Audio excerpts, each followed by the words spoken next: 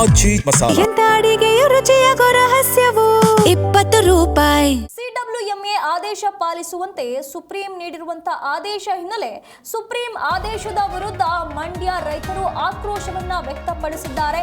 ನೇಣು ಕುಣಿಕೆಯನ್ನ ಹಿಡಿದು ರೈತರು ಪ್ರತಿಭಟನೆಯನ್ನ ನಡೆಸುತ್ತಿದ್ದಾರೆ. ಶ್ರೀರಂಗಪಟ್ಟಣ ತಾಲೂಕಿನ ಕಚೇರಿಯ ಎದುರು ಪ್ರತಿಭಟನೆಯನ್ನ ನಡೆಸಿರುವಂತದ್ದು. ಭೂಮಿ ತಾಯಿ ಹೋರಾಟ ಸಮಿತಿಯಿಂದ ಪ್ರೊಟೆಸ್ಟ್ ನಡೆಸಲಾಗ್ತಾ ಇದೆ.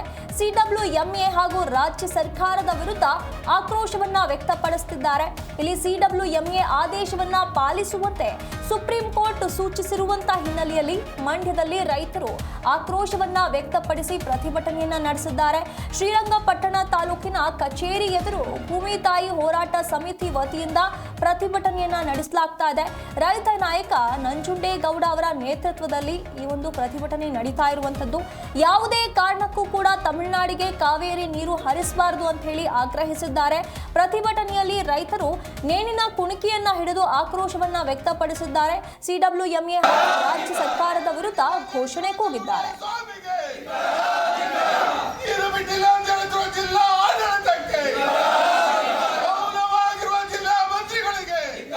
ಇವತ್ತು ಸುಪ್ರೀಂ ಕೋರ್ಟ್ 2 ಪ್ರಾಧಿಕಾರ ಕೊಟ್ಟಿರುವಂತಹ ತೀರ್ಮಾನನ ಎತ್ತಿ ಹಿಡಿದು ಅದೇ ಪ್ರಮಾಣದಲ್ಲಿ ನೀರನ್ನ ಬಿಡಿ ಅಂತ ಸೂಚನೆ ಕೊಟ್ಟಿದೆ.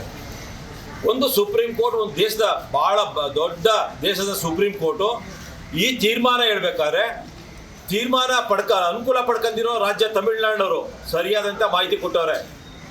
ಕರ್ನಾಟಕದ ರಾಜ್ಯದವರು ನಮ್ಮ ಹಿತವನ್ನು ಕಾಪಾಡಬೇಕಾದಂಥವ್ರು ಸರಿಯಾದಂಥ ಮಾಹಿತಿ ಕೊಡದೆ ಸುಪ್ರೀಂ ಕೋರ್ಟ್ ಈ ತೀರ್ಮಾನ ಕೊಡೋಕೆ ಕಾರಣ ಆಗಿರೋದ್ರಿಂದ ನೇರವಾಗಿ ಇವತ್ತು ಮಂಡ್ಯ ರೈತರಿಗೆ ನೀರಿಲ್ಲದೆ ಇರುವಂಥ ದಿನ ಕಾಣೋದಕ್ಕೆ ಈ ರಾಜ್ಯ ಸರ್ಕಾರ, ವಿಶೇಷವಾಗಿ ಕಾಂಗ್ರೆಸ್ ಸರ್ಕಾರನೇ ಕಾರಣ ಆಗ್ತಾ ಇದೆ. ಇವರಿಗೆ ನನಗೆ ನೀರು ಬಿಟ್ಟಿಲ್ಲ ಅಂತಾರೆ. ಇವ್ರು ಹೇಳುತ್ತೆ ಸತ್ಯ ಅಂತ ಒಪ್ಕೋಬೇಕು ನಾವು.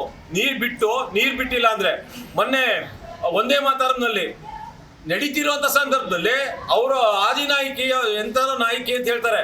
ಅವರು ನಡೀತಿರೋದನ್ನ ನಿಲ್ಲಿಸಿ ಅಂತ ಹೇಳ್ತಾರೆ. ಇವ್ರು ಇಲ್ಲ ಹಂಗೆ ಹೇಳಿಲ್ಲ, ಕುರ್ಚಿ ತಗೊಬನ್ನಿ ಅಂತ ಹೇಳೋರು ಅಂತ.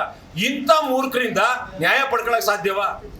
ಇವತ್ತು ಸುಪ್ರೀಂ ಕೋರ್ಟ್ 2 ಪ್ರಾಧಿಕಾರ ಕೊಟ್ಟಿರುವಂಥ ತೀರ್ಮಾನನ ಎತ್ತಿ ಹಿಡಿದು ಅದೇ ಪ್ರಮಾಣದಲ್ಲಿ ನೀರನ್ನ ಬಿಡಿ ಅಂತ ಸೂಚನೆ ಕೊಟ್ಟಿದೆ. ಒಂದು ಸುಪ್ರೀಂ ಕೋರ್ಟ್, ಒಂದು ದೇಶದ ಬಹಳ